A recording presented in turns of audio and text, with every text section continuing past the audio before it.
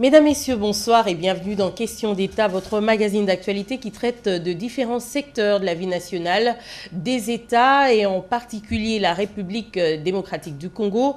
Après l'émission spéciale Fête du travail, nous allons ce soir parler essentiellement de 3 sujets qui préoccupent l'opinion ces derniers jours. Nous allons parler en premier de l'an 1 du gouvernement Auguste Matata Ponyo célébré le 9 mai dernier. Comment peut-on analyser le travail fait par l'équipe du Premier ministre, en tout cas satisfait du côté du chef de gouvernement. Vous l'avez suivi certainement dans plusieurs communications à ce sujet.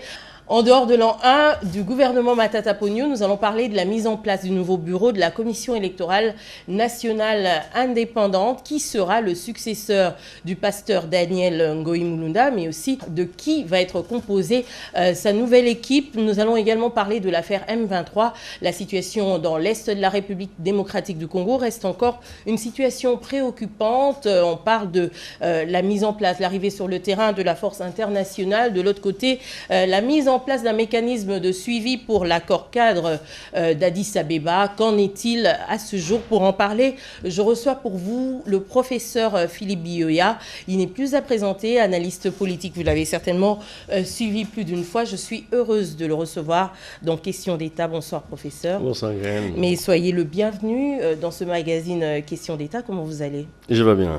Ce sont des retrouvailles pour nous deux. C'est vrai que je vous ai reçu déjà à maintes reprises. Il y a plusieurs mois de cela. Vous revenez maintenant dans Question d'État et nous allons parler comme ça de questions cruciales qui concernent la République démocratique du Congo. Avant que nous puissions entamer, mesdames, messieurs, les sujets prévus ce soir, je vous propose de suivre ce petit élément. Il s'agit du résumé de ces 3 sujets sélectionnés pour ce soir. À tout de suite.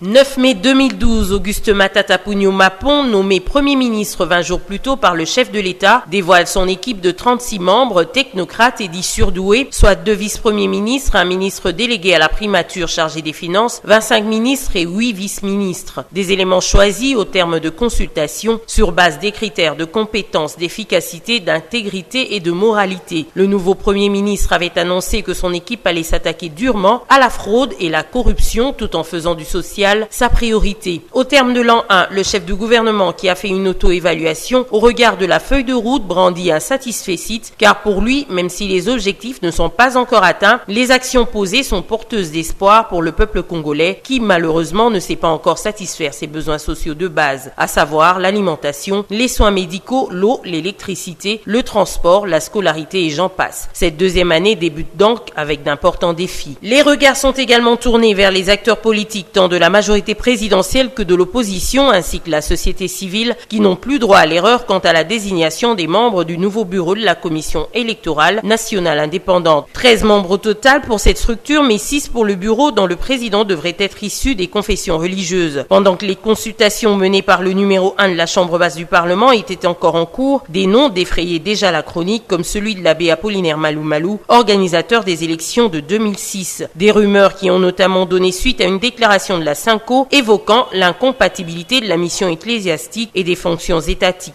De quoi sera donc fait ce nouveau bureau qui devrait être mis en place au plus tard le 11 juin prochain et les garanties d'une suite heureuse et apaisée du processus électoral seront-elles au rendez-vous? L'avenir nous en dira plus. De l'autre côté, après avoir obtenu l'ouverture des négociations avec le gouvernement à Kampala, les rebelles du M23 s'amusent à se faire désirer. Sentant proche l'arrivée de la force internationale dans l'est de la République démocratique du Congo, ces marionnettes des pays voisins ont décidé de déserter la table des discussions et créent encore l'angoisse en installant certains de leurs quartiers dans quelques coins de la République, comme pour mettre la pression. Pendant ce temps, le chef de l'État, Joseph Kabila, a mis en place un mécanisme de suivi de l'accord cadre d'Addis Abeba. Un comité de pilotage, un exécutif et un 3e consultatif auront pour principale mission de mettre en œuvre les engagements pris par le gouvernement et de veiller à leur strict respect. L'ONG Human Rights Watch, pour sa part, sonne la sonnette d'alarme quant à la signature d'éventuels accords avec ces groupes rebelles dont le sort devrait être scellé devant la justice internationale.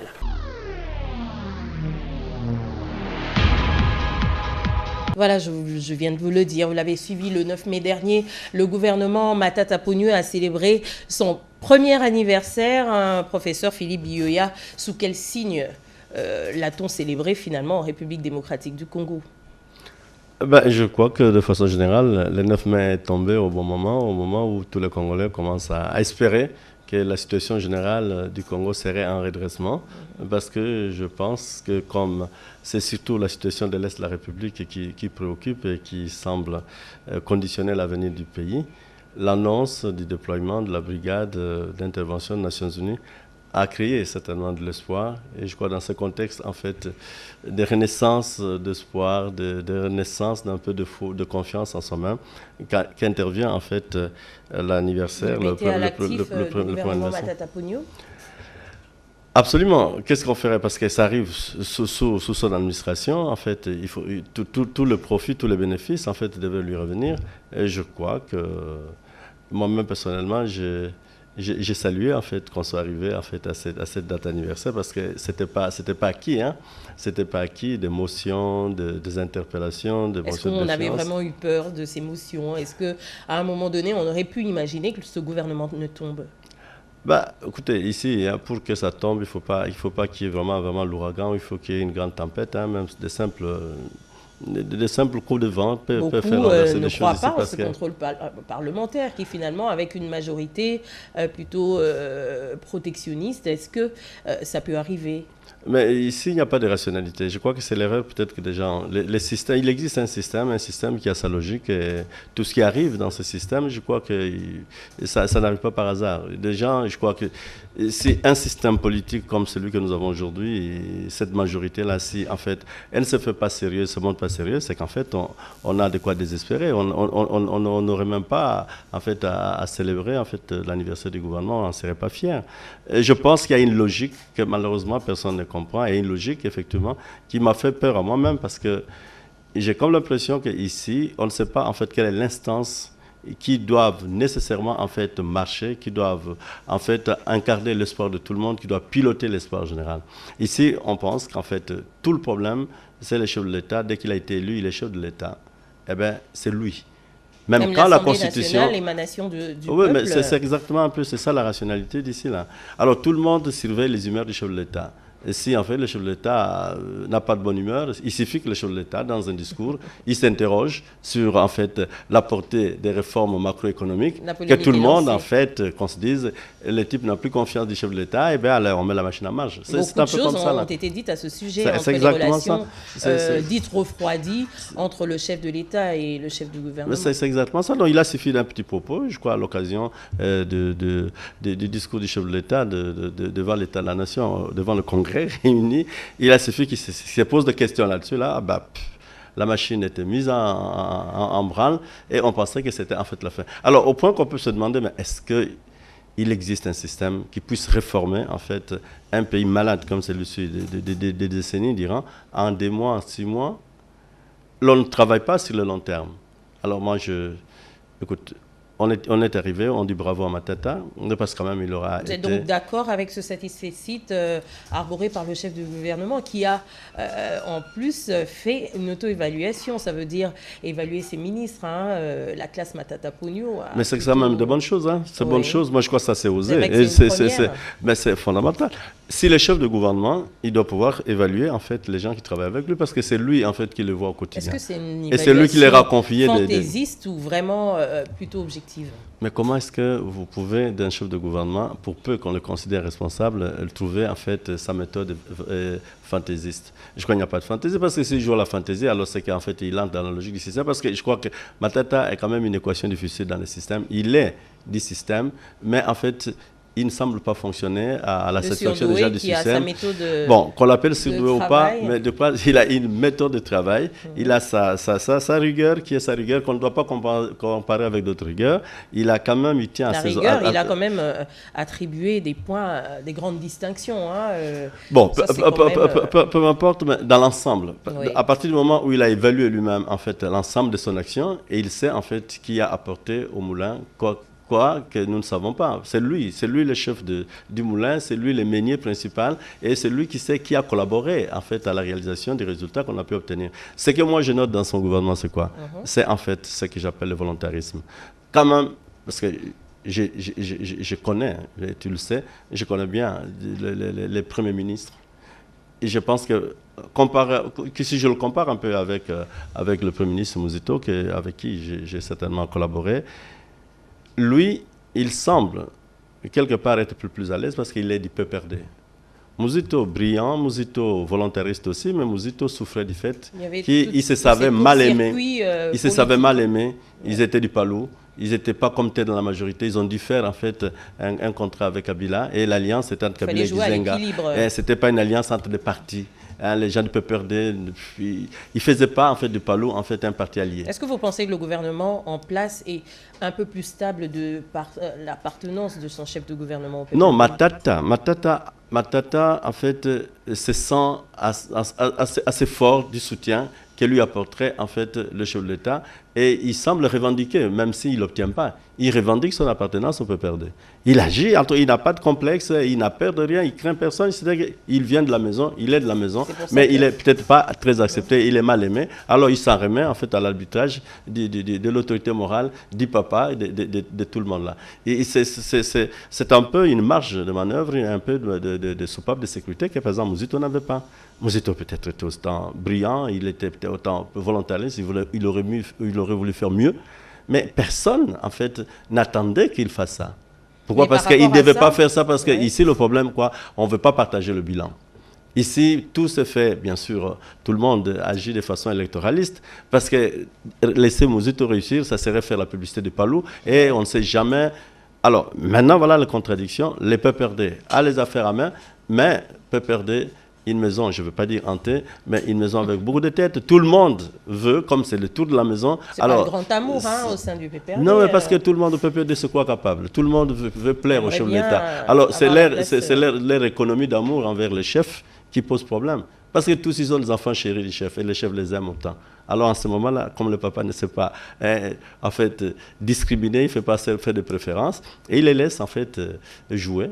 Mais il joue un peu au grand risque, en fait, de l'économie générale de la maison, parce qu'on ne sait pas de quoi avons-nous besoin. Nous n'avons pas besoin, en fait, de rivalités entre les surdoués du PPRD. Nous avons besoin des actions. Alors, on en a un, là, qui, quand même, il y a une méthode, qui a des objectifs et qui sait que la tâche est difficile, mais qui essaye de poser quand même des actes. Il a besoin d'être soutenu, parce qu'en fait, à ce niveau de responsabilité, on a besoin d'un soutien. Et le premier soutien doit venir de son parti. Il ne l'a pas. Le soutien doit venir de sa majorité. La majorité, là, elle existe. Non, je ne sais pas pourquoi, parce qu'elle ne gouverne pas, la majorité. Elle n'est pas gouvernante. Elle est là. Elle est positionnée. Elle veut seulement jouir. Hein? Elle est là, une majorité de privilèges. Et elle revendique toujours des privilèges. Alors, tous les débats, de Muzito, quand Muzito était là, il y avait des gens là qui faisaient tout pour qu'il ne soit pas là parce que tel. Et ça continue même quand ils se retrouvent entre eux. Mais je crois que là, les chefs de l'État devraient un jour, en fait, se décider et devraient nous rassurer tous de savoir ce qui est important pour le pays. Ce qui est important pour que le pays soit gouverné, c'est la comptabilité de ces hommes-là, c'est ces paysages-là qu'on nous présente, qui n'a pas de tête, qui n'a pas de vie, qui n'a pas de cohérence, où en fait on a besoin d'une intelligence et qui est assumée quelque part par une institution. Parce qu'on ne va pas occuper des institutions simplement pour en fait faire passer du temps. Mais est-ce que le fait que Matata Ponyo se sente protégé justement par le chef de l'État ne fait pas qu'aujourd'hui il ne se plie pas aux critiques? On l'a vu lors de la motion de défiance, le chef de l'État a semblé dire c'était un peu une façon de narguer ses députés, parce que justement sûr de la protection de son autorité morale. Est-ce que de l'autre côté, ça va produire l'effet qu'on attend? Ça veut dire les faits qui lui sont reprochés, vrais ou pas, devraient quand même pousser à l'amélioration, à un mieux faire du gouvernement. Mais je pense, moi, je pourrais répondre à cette question autrement. La majorité parlementaire qui donne en fait le gouvernement, parce que Matata a été investi par en fait le Parlement.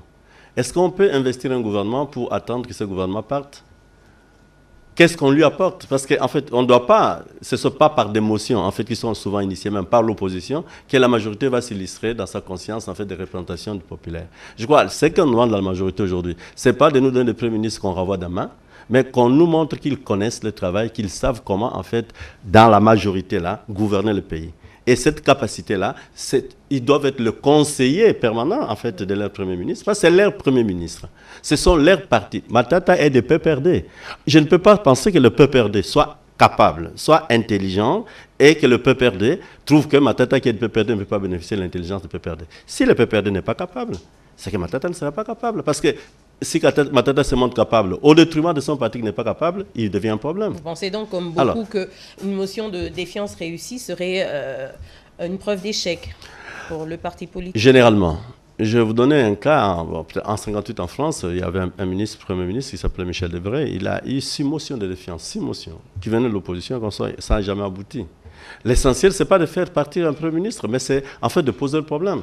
De montrer qu'en fait, ils sont là pour contrôler l'action du gouvernement, ils contrôlent. Mais avant de contrôler, il faut en fait qu'on ait accompagné, qu'on ait soutenu.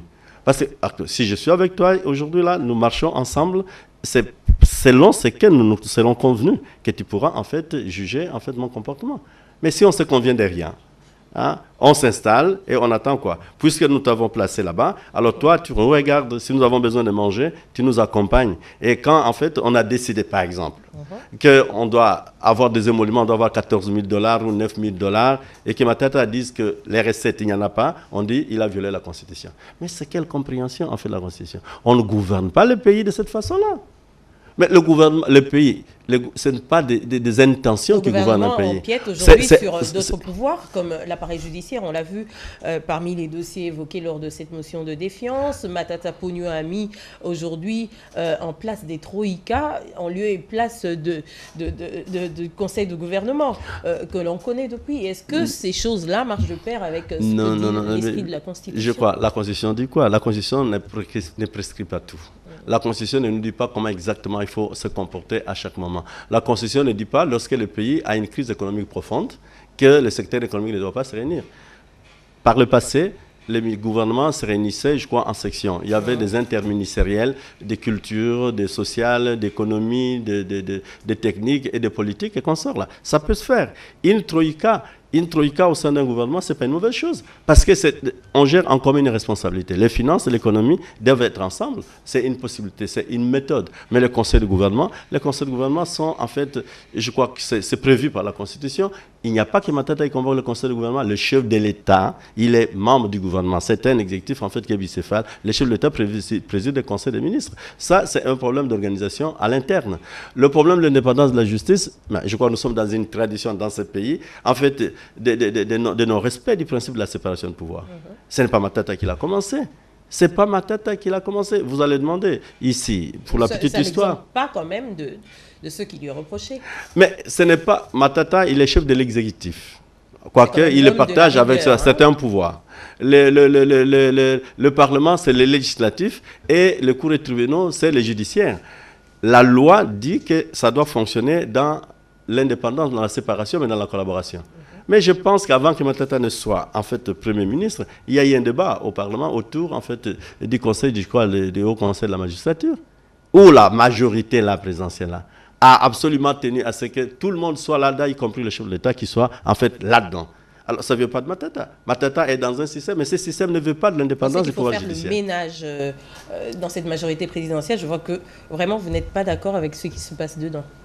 Mais la majorité, nous la subissons par les nombres. C'est la majorité nombre, ce n'est pas une majorité force. Elle n'est pas force. Elle n'est pas par rapport à elle-même une alternative. Elle n'a jamais été alternative par rapport même à l'opposition. Je sais la seule différence. Quelle est sa différence avec l'opposition? C'est le nombre. Ils sont plus nombreux. Mais l'opposition me paraît plus entreprenante même. Hein? C'est l'opposition qui les stimule. C'est l'opposition qui les fait voir en fait, qu'il y a des problèmes même dans la manière de piloter en fait, leur majorité. Mais et même là... C'est plutôt les individus qui se mettent en avant. Mais oui, mais il y a des partis. Regarde, les partis de chez nous, de manière générale, l'opposition, majorité, les partis ne fonctionnent pas comme ça devrait fonctionner en bonne démocratie. Parce que les partis sont là pour l'agrégation des intérêts de la population. Or, ici, nos partis ne sont pas en phase avec la population. Il n'existe pas un bureau d'un parti qui fonctionne dans le quartier. Et le bureau, quand il existerait, il n'est pas là pour étudier les problèmes, même du quartier. Vous avez vu des meetings dans des quartiers? Aucun parti. Ils attendent seulement le moment de partage. Tout le monde veut aller, qu'on redistribue. Alors, quand ils ont mis Premier ministre, ça signifie quoi? Toi, tu es le trésorier. Le Premier ministre n'est même pas le chef du gouvernement. C'est le trésorier. C'est celui auprès de qui chacun va. C'est l'intendant général. Mais alors, c'est ça. C'est un défaut du système. Un défaut du système. Au point même qu'on peut dire, même l'opposition. Mais moi, j'ai fonctionné une fois avec l'Union européenne pour évaluer le mandat du Parlement l'année dernière, dans le mandat de 5 ans là. Mais nous avons entendu des choses impossibles. Où les gens, en fait, quand ils initient des motions, c'est pour se faire payer. Donc, ils n'initient pas. J'étais avec Mouzito.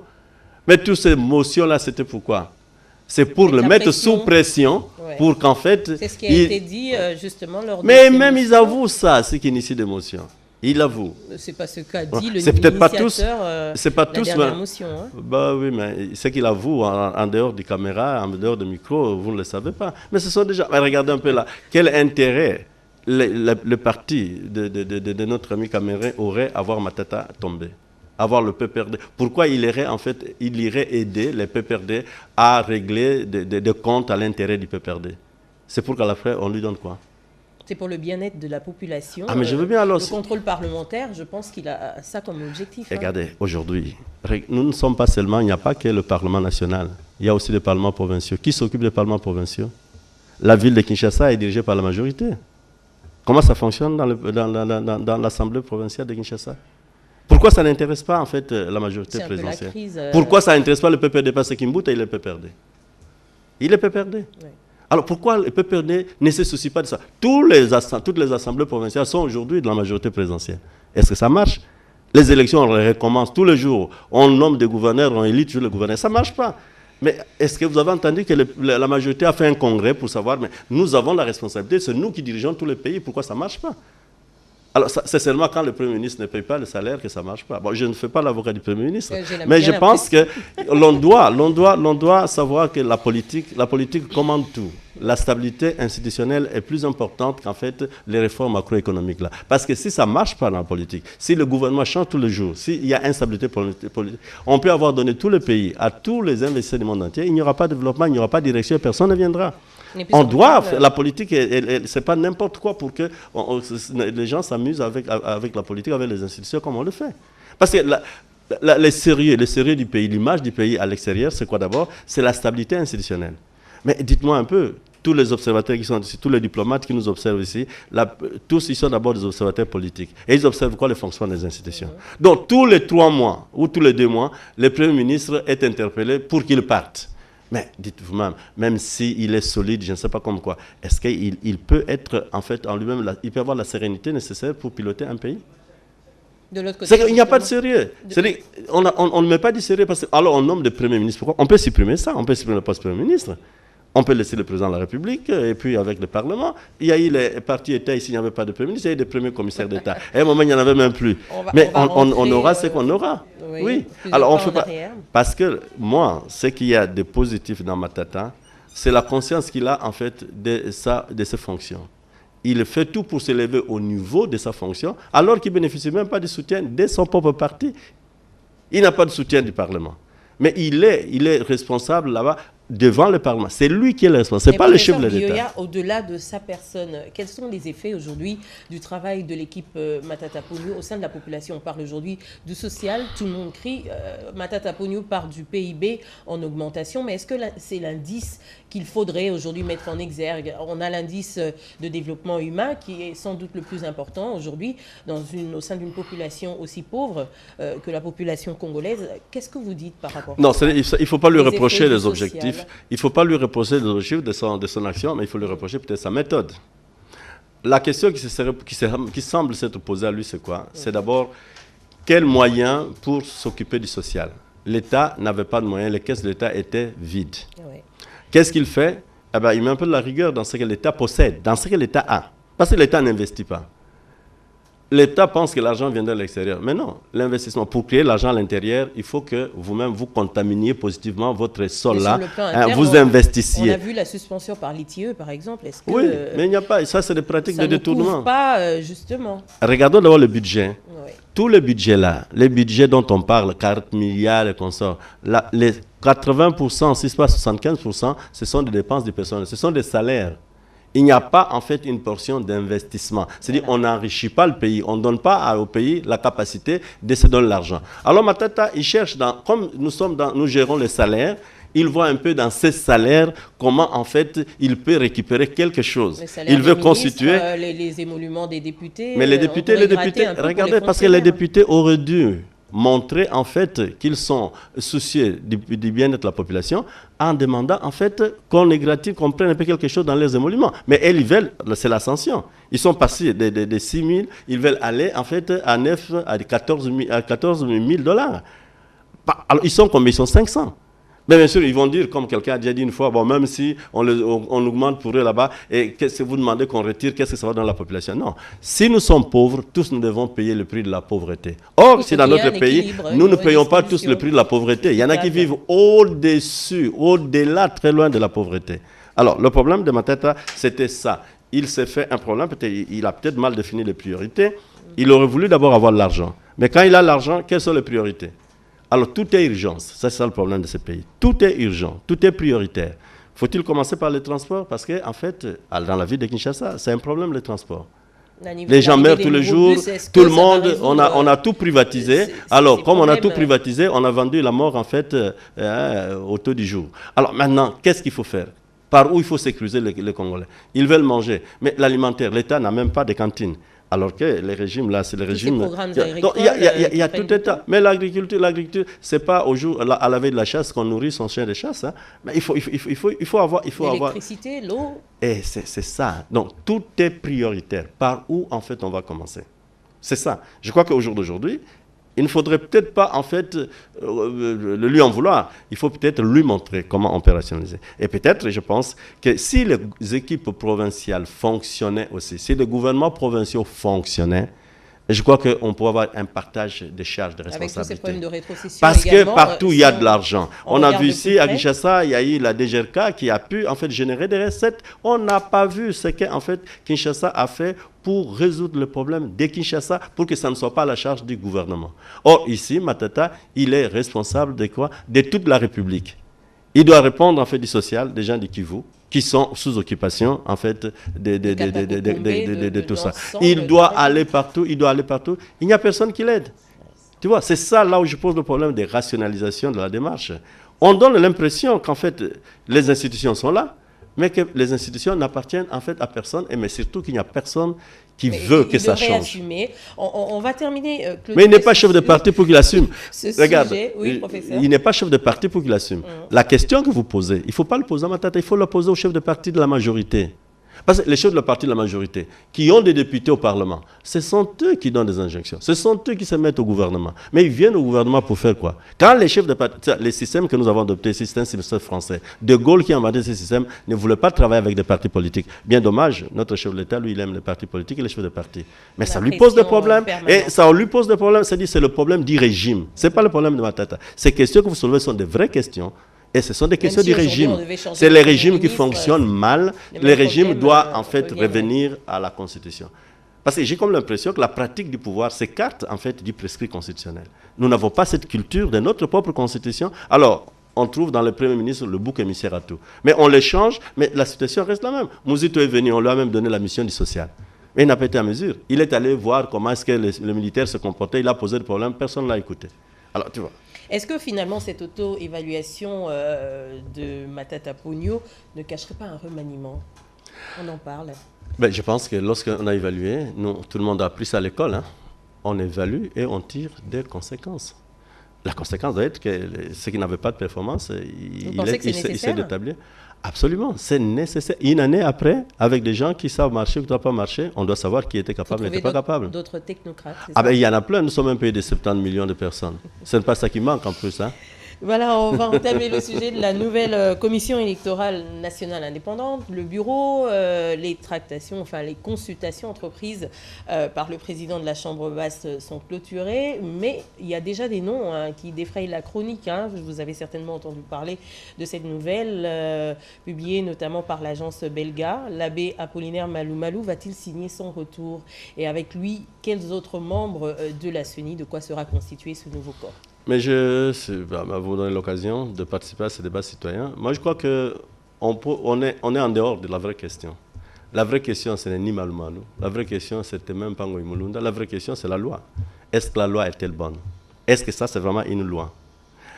On a la loi en fait, qui organise ce que la CENI devrait être, devrait répondre au problème que le fonctionnement de la CENI de Ngoï Mulunda a posé. Ouais. Et ce problème, ce n'était pas tellement Ngoï Mulunda, mais c'était l'esprit qui était dans la loi. La loi, là, elle est tellement partisane, elle n'est pas générale, elle n'est pas impersonnelle, cette loi. La loi est en fait intéressée. La loi donne du pouvoir à ceux en fait, qui veulent briguer le mandat, de les gagner, non pas par leur compétitivité, mais de les gagner par, en fait, la tricherie. La loi institue la tricherie et la magouille. Alors, à partir de ce moment-là, que Malou Malou revienne. Mais Malou Malou, donc, on ne devrait pas avoir confiance en la suite du processus électoral. Mais non, je crois que tout est biaisé. Parce qu'en fait, que dit la loi? La loi dit que les élections doivent être libres. Libre, ça signifie quoi? Libre, c'est l'État qui garantit la liberté. L'État. L'État doit s'engager pour que en fait, chacun y participe. L'élection doit être en fait, démocratique. C'est-à-dire qu'il faut qu'on participe à plusieurs. Et la CENI, on dit que les élections doivent être transparentes. La CENI ne peut être là que pour la comptabilité, la transparence, simplement. Or, la loi là, donne des pouvoirs au comité qu'on institue. C'est un comité directeur. C'est pas à la présidence, une personnalité de la société civile. On donne laquelle personnalité de la société civile. Et même tout le monde au Parlement, il vous dit, et c'est ça même un défaut, c'est-à-dire quel est le reflet de la société que la loi rencontre. Les députés sont convaincus que les Congolais n'aiment pas le Congo, parce qu'ils n'aiment pas le Congo, que nous sommes tous partisans. C'est ce qu'ils disent. Il n'y a personne qui soit indépendant. Et tu as déjà entendu ça, une nation qui arrive à ce jugement. On ne juge pas la société civile, on juge l'ensemble de la nation. Ça signifie encore qu'il n'y a personne qui aime le pays. Mais moralement, qu'il n'y ait pas des gens qui aiment la République et qui soient en fait, qui peuvent partager, faire des arbitres. Mais si un pays n'a pas d'arbitre, un pays n'a pas d'avenir. Partout dans le monde, posez la question partout. Lorsqu'une société arrive à ce point, qu'il n'y a personne en fait qui peut se démarquer de tout le monde, qui peut prendre la tête, c'est qu'on est fini. C'est la chute, c'est le déclin, on est mort. Non. Or, c'est la conviction qui est exprimée par la loi. C'est une mauvaise loi, une loi tordue. Qu'on le donne à Malou Malou. Malou Malou ne viendra pas, en fait, de tordre la loi. Professeur, là, c'est un point de non-retour. On doit aller... Mais je crois qu'on a déjà dit, c'est ce que je dis, il faut assumer ce qu'on assume. Parce que pour moi, en tant qu'analyste politique, en tant que politologue, je pense, et je l'ai dit à certaines personnes de la majorité qui m'avaient consulté à une certaine époque, tant que les partis politiques qui concourent en fait, au suffrage ne seront pas compétitifs, mais les CENI là n'a réglé aucun problème. Mais comment? Regardez, la majorité présidentielle a présenté l'année passée plus de 200 partis politiques pour ne pas avoir majorité au Parlement. C'est pour ne pas avoir la majorité au Parlement parce que nous sommes en fait là pratiquement un Parlement sans majorité. Mais comment on peut avoir, on aligne 200 partis, on s'adresse à la population ne vous élit pas. Mais comment a-t-on osé? Parce que je connais, il y a des gens très intelligents, des professeurs, des docteurs de droit et de sciences politiques là-bas. Comment ont-ils pu suggérer pareille chose? Hein? Non, nous sommes, là, un politicien, il doit être un homme courageux. Il doit savoir, en fait, rendre compte. Mais ici, les gens n'ont pas de courage. On n'a pas de courage. Les partis politiques doivent être soit des partis populaires. Parce que c'est les partis qui vont en fait faire en sorte que les gens donnent leur suffrage. C'est les partis qui amènent le message. Aujourd'hui, les partis populaires, or, pas dit ça. Il n'y en a pas. Il n'y a même pas de parti populaire aujourd'hui. Tous les partis se tribalisent, tous les partis se fractionnent. Tu connais cette... On a quand même vu qu'ils remplissent les stades. Oui, mais remplir les stades, pour remplir ça, c'est 80 000. Mais pour se faire élire, pour avoir un siège de député, c'est pas ça. Hein? On demande même 25 000 personnes. Il y en a très peu qui arrivent à aligner 25 000 voix derrière eux. Hein? Donc, c'est ça le problème. Regardez des pays comme l'Allemagne, parce que nous parlons en France avec d'autres pays. Vous prenez des pays comme les États-Unis. Regardez les sites de partis. Le parti politique aux États-Unis n'appartient à personne. Il n'y a personne qui est fondateur, il n'y a personne qui s'en réclame. C'est le parti de tout le monde, c'est lui qui croit aux démocrates. Il va, et dès qu'il dit qu'il est démocrate, il peut faire entendre sa voix. Sinon, Obama ne serait jamais élu président des États-Unis. Vous allez en Allemagne, les Allemands ont refusé en fait des partis partisans. Ils ont ouvert le jeu. Chaque parti doit pouvoir convaincre tout le monde. Donc, l'électorat, il est une. On ne parle pas sur l'idéologie. On ne met pas des... Non, d'ailleurs, même ici, l'idéologie, n'en parlons pas. Parce que l'idéologie, ça signifiera encore que nous avons des réflexions sur comment marche le pays, comment marche le monde. Est-ce que ici, ça existe? Ça n'existe pas ici chez nous. Ça n'existe pas, même quand il y en a qui se disent socialistes. Il y en a qui se disent, bon, le PPRD est social-démocrate. Exactement la même idéologie que l'IDPS. Mais ils ne sont pas ensemble. Ils ne sont pas ensemble. Mais ils communient aux mêmes valeurs. Mais ils sont même opposants. Par contre, mon ami Olivier Kamitatou, qui est libéral, donc qui est loin des PPRD, il est membre de la majorité et il est vraiment proche du chef. Alors, voyez un peu. Puisque vous avez parlé de l'UDPS, j'aimerais bien un commentaire par rapport à la potentielle candidature de Félix Tshisekedi au poste de rapporteur, le poste de rapporteur qui devrait revenir à l'opposition. On se rappelle l'UDPS qui a dit non à toutes ces institutions qui, selon lui, sont illégitimes. Aujourd'hui, c'est le groupe parlementaire UDPS et alliés qui s'était auto-radié, on pourrait dire, de ce parti politique qui présente la candidature de Félix Tshisekedi. Il y a... Moi, ma conception des institutions et ma conception du pouvoir n'accepte pas, en fait, ne comprend pas qu'un parti qui a pignon sur rue laisse l'État, laisse les institutions, en fait, fonctionner et le temps se dérouler sans qu'on y participe. Je pense que les hommes sont faits pour, en fait, s'améliorer et pour changer. Si hier, ils n'étaient pas d'accord, ils avaient une certaine perception. Aujourd'hui, par rapport aux enjeux, ça serait une évolution. Et si ça pouvait l'être, moi, je ne connais pas, mais si ça pouvait l'être, je crois que ça serait très bien. Qu'est-ce qu'on perdrait? L'UDPS perdrait quoi à être dans les institutions aujourd'hui? Bien sûr, il y a un problème. Que les élections soient mal passées, c'est un problème général. On ne doit pas particulariser, personnaliser. Parce que les mandats des chefs d'État, les mandats de députés, ne sont pas des mandats individuels. Ce sont des mandats de la nation. Nous les briguons pour la nation. Bon, qu'il y ait des forfaitures et consorts, mais sachons en fait nous dépasser. Il y a un mal. Le mal, il est déjà mal. Tout le monde dit que les Congolais, ils n'ont pas bien fait les élections. C'est nous tous, et ceux qui ont gagné et ceux qui ont perdu. Donc il n'y a pas d'avantage à vouloir se particulariser parce que à faire de ça, en fait, un problème de jalousie, de rancune et tout ça. Non, non. On reprend de bons pieds, on redémarre. Les championnats de tous les sports, ça c'est un sport aussi, un sport politique. Dans tous les matchs de sport, il y en a qui gagnent avec la main, il y en a qui gagnent par le faveur des arbitres. On gagne quand même, il y en a qui gagnent par des pénaltys, il y en a qui mettent des buts. Il y a des buts qui sont contestables, mais si on vous a proclamé champion du monde, même si le but est contestable, la France était qualifiée pour l'Afrique du Sud autrefois, avec un but qui était marqué par Thierry Henry de la main. Mais l'arbitre a jugé que c'était valable. C'était valable. Voilà, donc, on ne va pas arrêter le ciel et la terre parce qu'on a été victime d'une injustice. Les injustices, c'est tous les jours. Bonnet blanc, blanc bonnet pour finalement cette CENI, vous jetez un peu une sorte de pessimisme au sein de l'opinion. Non, mais je ne jette pas le pessimisme, mais j'ai l'impression que nous n'avons pas de courage. Le Congo semble se distinguer en Afrique centrale par son engagement à la démocratie. J'ai l'impression que l'engagement à la démocratie, c'est l'affaire de la population, mais ceux qui doivent, en fait, qui représentent la population, ils n'ont pas fait le pari de la démocratie. On a fait le pari du pouvoir pour le pouvoir. Alors, c'est un peu de contradiction. Parce que c'est un problème de culture, un problème de rationalité. Où nous aimons la démocratie. L'initiation à la nouvelle citoyenneté. La démocratie, ça signifie aussi règles de jeu. Ouais. Il faut que nous soyons d'accord sur les règles de jeu. Et quand les gens, en fait, assument des mandats publics, ils doivent savoir que, en fait, ce n'est pas leur volonté qui compte. C'est la volonté de la nation. Or, il ne faut pas ici que la conquête du pouvoir soit l'objet de l'affaiblissement de la nation. Donc, plus les gens gagnent du pouvoir, moins la nation est cohésive, moins les gens sont ensemble. Alors, si le pouvoir nous sépare, c'est qu'il y a un problème dans le pouvoir, parce que le pouvoir, la politique n'est pas faite pour séparer les gens, la politique est faite pour nous réunir, pour nous rassembler, pour le bien-être, pour que nous soyons forts. Plus nous avons gagné des élections dans la contestation, moins la nation est forte, moins la nation présente une bonne image dans le monde, moins nous avons un rôle dans le monde. Tu vois, c'est des choses qui nous dénigrent tous, là. Des contre-performances et contre-performances. Alors, c'est que nous devons, en fait, revenir à nous-mêmes et répartir de bons pieds. Et je pense que toutes ces questions devront trouver, pas dans l'éducation à la citoyenneté, il faut qu'il y ait un forum national où on discute vraiment citoyennement. On parlait de forum national, on parlait de dialogue national il y a quelques temps. Est-ce que ça va arriver Mais je crois que même les Nations Unies demandent que cela se fasse. Parce qu'il faut regarder dans quelle situation nous sommes. Les difficultés à se mettre ensemble, autant du côté de l'opposition la CENI avait, je crois, il a un mandat qui est de 5 ans, en principe. Mais qu'on se soit arrêté à la première année de la CENI, qu'on puisse recommencer, c'est qu'il y a un problème. Tu vois, ça c'est le symbole, l'élément de notre démocratie. Il y a un problème, il ne faut pas se le cacher. La guerre à l'Est, nous ne la terminons toujours pas.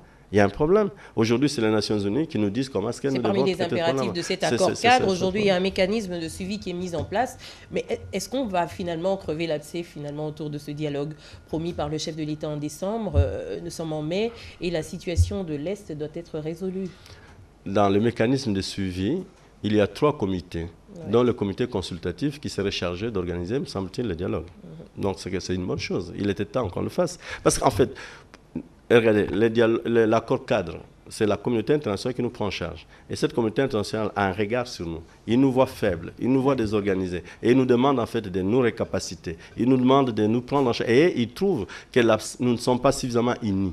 Et que si nous étions plus unis, eh bien, nous serions en fait plus forts aussi. On nous le propose, on nous le dit. On nous conseille même de nous réconcilier, non pas seulement d'échanger, de nous réconcilier, de redevenir des frères. Parce que nous sommes un pays qui a connu des guerres civiles. La guerre civile, ça détruit la fraternité, ça détruit la société. Il faut reconstruire la société. La politique n'a pas... Parce que la politique a besoin d'un cadre. On n'exerce pas la politique dans le vide, dans l'air. Hein? Les partis politiques, ce sont des appareils. Mais en fait, le plus important, c'est la société. La société congolaise. La société congolaise, ça ne se confond pas avec les territoires. Déjà, le territoire nous est très disputé. La société, c'est ce qui conjugue nos affections. C'est ce qui fait que nous sommes des frères. Est-ce que nous sommes suffisamment frères aujourd'hui au Congo? Est-ce que nous nous sentons suffisamment frères? Tu vois? Est-ce que nous nous sentons suffisamment patriotes?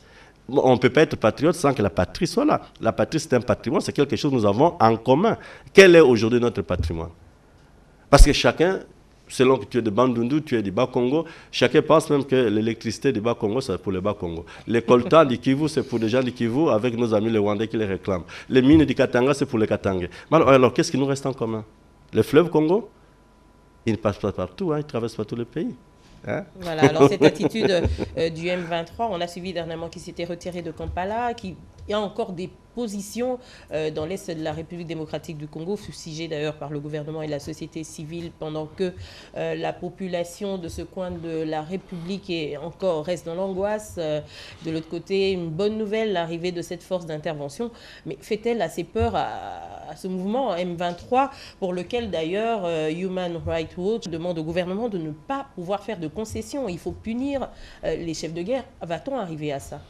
Le problème me semble assez complexe, quelque peu aussi délicat.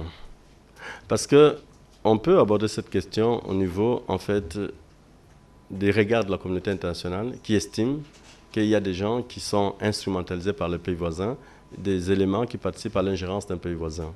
On peut l'aborder du point de vue, en fait, du gouvernement congolais qui estime quand même que, quoi qu'instrumentalisés, ce sont en fait des compatriotes, ce sont des Congolais, et ils se sont laissés instrumentaliser à partir d'un désaccord qu'ils auraient peut-être soupçonné dans les arrangements qu'ils avaient entre eux. On peut aussi l'aborder à partir des M23, et même si réellement leur conscience politique, c'est laquelle?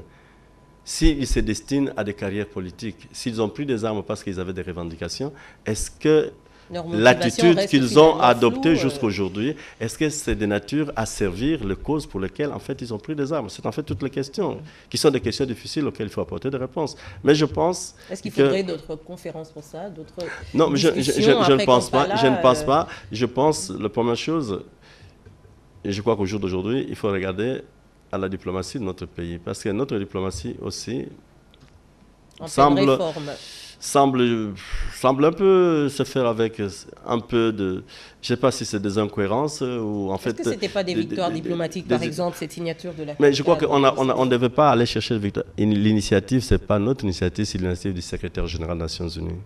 Et personne n'a demandé au secrétaire général de penser à nous. Le secrétaire général, dans sa position de l'ONUsien, regardant la situation dans la région de Grand Lac, voyant que cette situation ne se terminait pas et qu'elle pouvait devenir en fait un danger pour toute l'humanité, a pris une initiative et a invité en fait les principaux intéressés à collaborer à son initiative en essayant de créer des conditions qui leur permettent de se rencontrer, de dialoguer et de mettre un terme. Alors, comme ce qui empêchait qu'ils dialoguent, c'est le fait qu'il y a des gens qui se laissent instrumentaliser parce qu'ils ont trop, en fait, soit de besoins, et qu'il y en a d'autres, en fait, que l'on ne veut pas reprendre chez eux. Donc, il y a les gens, il y a des Ougandais, il y a des Rwandais, il y a des Congolais. Il dit qu'il faut neutraliser tous ces gens-là qui ont, en fait, des agendas particuliers pour permettre aux nations de construire l'avenir national. Alors, est-ce que les nations, les 3 nations qui ont été associées, sont prêtes, en fait, à accepter d'abord de normaliser les relations et que chacun reprenne sa responsabilité en ce qui le concerne? Si, par exemple, les FDLR sont des Rwandais, eh bien, que le gouvernement rwandais examine la possibilité de régler finalement cette question sans que ce soit, en fait, notre problème. Et que nous n'avons pas le devoir, nous, de nous approprier les Rwandais. Un éternel recommencement. Maintenant, la diplomatie se fait aussi en fait de façon intelligente, mais aussi de façon patiente. Là. Parce que le problème, il faut le poser. Et il faut en fait envisager des voies de sa résolution. Agir contre nous, oui, hein, mais professeur. non, parce que la communauté internationale nous donne le moyen de neutraliser ces gens-là. C'est-à-dire de faire en sorte que ces bandes armées qui sont sur notre territoire deviennent en fait inoffensives dans un premier temps. Et ils ne pourront l'être qu'avec la collaboration des gouvernements parce que jusqu'ici, d'après l'ONU, ce sont des gouvernements qui en fait donnent vie à ces bandes armées. Parce que si le gouvernement ne laissait pas en fait ces bandes armées vivre, ces bandes armées ne vivraient pas. Vous voyez? C'est pourquoi on demande par exemple à la RDC de créer une grande armée pour que des gens qui se trouvent sur le territoire congolais ne soient pas aussi libres que les sont des moyens. Ça demande des moyens, la communauté internationale pourra mettre des moyens, d'après l'accord cadre là. La communauté internationale, cette fois, dit que si la RDC formule des demandes de bien... Tantôt alliés, tantôt fustigés... Non, c'est dit ça, nous, Congolais, qui devions améliorer notre compréhension, en fait, des gestes de la communauté internationale. Nous sommes, en fait, dans une sorte de... Bon, nous avons des peurs légitimes, parce que ce n'est pas la première fois que la communauté internationale vient intervenir jusqu'ici, mais jusque-là, nous n'avions pas été assez à mesure de nous approprier la communauté internationale. Parce que nous sommes aussi membres de la communauté internationale. Nous sommes membres des Nations Unies. L'ONU ne vient ici avec en fait notre approbation. Mais malheureusement, nous donnons l'impression que l'ONU peut être ici, faisant ce que bon lui semble, et nous aussi, nous sommes là, nous occupons d'autres choses. Là. Nous ne nous sommes jamais appropriés ça. Alors cette fois, on nous donne la possibilité d'échanger un peu ce mind-là, de voir les choses autrement, de nous affirmer, de dire que la solution de l'ONU sera notre solution. Nous dirons à l'ONU ce que l'ONU doit faire. Et nous ne laisserons pas faire l'ONU tant que nous n'aurons pas compris comment et pourquoi l'ONU voudrait agir. Ça, c'est ce que nous devons faire. Nous ne le faisons pas. Je pense que les mécanismes de suivi qu'on a mis en place, où le président lui-même est le patron avec le Premier ministre, je crois qu'ils prendront en fait, les responsabilités. Effets, ouais. Ils doivent prendre les responsabilités en main pour que, en fait, leur propre vision du monde change. Parce que le monde aujourd'hui, nous sommes dans quelle phase du monde? Aujourd'hui, on ne peut pas vivre à la marge du monde. Nous sommes dans la globalisation, nous sommes dans la mondialisation. Ce serait se tromper de faire jouer un nationalisme qui serait une relation en fait anachronique et à rebours. Au jour d'aujourd'hui, tout le monde, regardez même à l'Afghanistan, là, tout le monde travaille avec ces gens-là. Il y a eu plus d'armées qui sont allées en Afghanistan, même s'ils n'ont pas résolu le problème. Hein. Il faut d'abord que nous réfléchissions à ça. Des armées de l'OTAN et des États-Unis. Et là-bas, on a demandé quoi? On a demandé aux Afghans de négocier entre eux. Alors, ne nous imaginons pas qu'avec des Tanzaniens, des Sud-Africains et les Malawites, que certainement nous avons entre les mains quelque chose. Donc, il y a de bonnes volontés, mais c'est à nous-mêmes à comprendre que nous devons arrêter le mal que nous faisons à notre pays. Nous devons savoir parler, parce que tout à l'heure, même la manière de parler au M23, je crois qu'il faut concevoir un message. Il y a un message à l'RDC. Au lieu d'aller seulement discuter avec eux des accords que l'on a signés, est-ce qu'on a besoin de signer des accords avec des frères ou on a besoin que chacun revienne d'abord à la maison et que chacun travaille et montre comment il aime la maison, il n'aime pas la maison? Comme ils sont nos frères, instrumentalisés, et puis ils sont sous sanction des Nations Unies, nous allons essayer d'avoir une démarche diplomatique ensemble avec ceux qui les ont en fait créés. Pour dire, bon, vous les avez créés et on les condamne. Mais nous, ils sont nos frères, ben, ils se sont vendus à vous. Qu'est-ce que nous allons faire? Il reste nos frères, mais qui se sont vendus. Ils sont devenus vos esclaves. Est-ce qu'on peut négocier? On fait comme cela. Au lieu, tout de suite, on oublie que ces gens-là sont des instruments du Rwanda. On va négocier avec eux. C'est qu'en fait, on fait quoi? Nous-mêmes, nous faisons le jeu du Rwanda. Voilà. En ce moment-là, c'est ce que nous faisons parce que nous encourageons l'ingérence, nous consentons. Hein, en droit, on parle du consentement à l'ingérence. Donc, un pays peut consentir à l'ingérence, quoique le droit international interdise l'ingérence étrangère. Professeur Biyoya, on va donc conclure cette émission. Quel serait votre dernier mot? Bon, c'est d'abord de vous remercier, ça fait longtemps qu'on ne s'est pas vu, de vous féliciter, de vous encourager à continuer à vous intéresser à ces questions importantes, questions d'opinion. Mais je souhaite, comme tous les Congolais, que en fait, le ciel nous soit favorable et que la raison revienne à nos dirigeants, et notamment les parlementaires. Parce que les lois sont importantes. Vraiment, j'insiste sur ça. Et les débats autour de la CENI, c'est quelque chose de très important parce que ce qui est en jeu, c'est la loi, la qualité de la loi. Une loi qui pose problème, ça ne rassure pas l'avenir d'un pays. La politique, c'est le haut lieu de la responsabilité. Merci beaucoup, professeur Philippe Biyoya. Mesdames, Messieurs, merci de nous avoir suivis avec une religieuse attention, diffusion et rediffusion donc sur BRT, Canal Kin et RTCE. Vous pourrez également, dans les 48 heures, suivre cette émission et les émissions précédentes sur notre site internet www.gaelkibungu.org. Je vous retrouve très prochainement avec un nouveau sujet, mais aussi une nouvelle personnalité sur ce plateau. À très bientôt. Thank you.